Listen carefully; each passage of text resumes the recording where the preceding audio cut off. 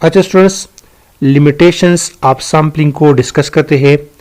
जिस तरह हर एक चीज़ के कुछ हदूद होती है, कुछ दायराकार होता है, कुछ लिमिटेशंस होती है, उसी तरह सैम्पलिंग की भी कुछ लिमिटेशंस है।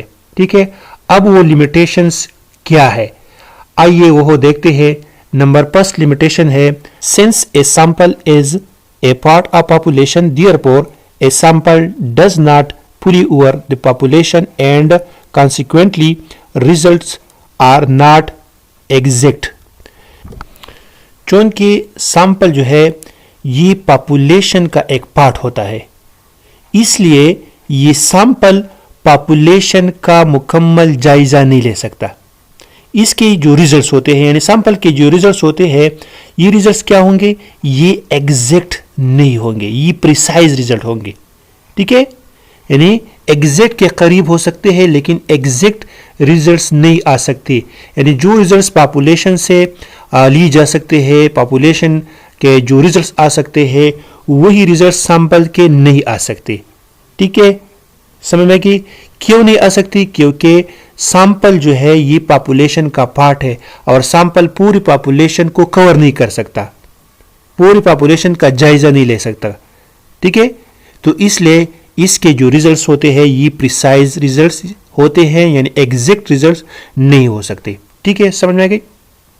नेक्स्ट लिमिटेशन है, sampling theory needs trained and qualified persons without whom results of sampling surveys are not reliable. यानी जब हम सैम्पलिंग करते हैं तो सैम्पलिंग के लिए क्वालिफाइड पर्सन का होना लाजिमी है। क्वालिफाइड पर्सन का मतलब यह है कि वो हो सारी टेक्निक सैंपल के जानते हो, यानी किस मेथड से वो सैम्पलिंग करेगा, कौन सा मेथड यूज करके सैम्पलिंग करेगा, ठीक है, कहाँ से सैम्पलिंग करेगा। तो जब वो हो पूरा क्वालिफाइड हो तो तभी मुमकिन है कि सैम्पलिंग सर्वे के जो रिजल्ट्स है वो हो रिलायबल होंगे। अदरवाइज जब अनट्रेंड बंदा हो तो सैम्पलिंग के रिजल्ट जो है ये रिलायबल या कंसिस्टेंट नहीं होंगे। ठीक है, यानी उस सैम्पलिंग के रिजल्ट्स में फिर खामी आएगी। ठीक है, यानी जो नताइज हम हासिल करना चाहेंगे वही नताइज हासिल नहीं की जा सकती।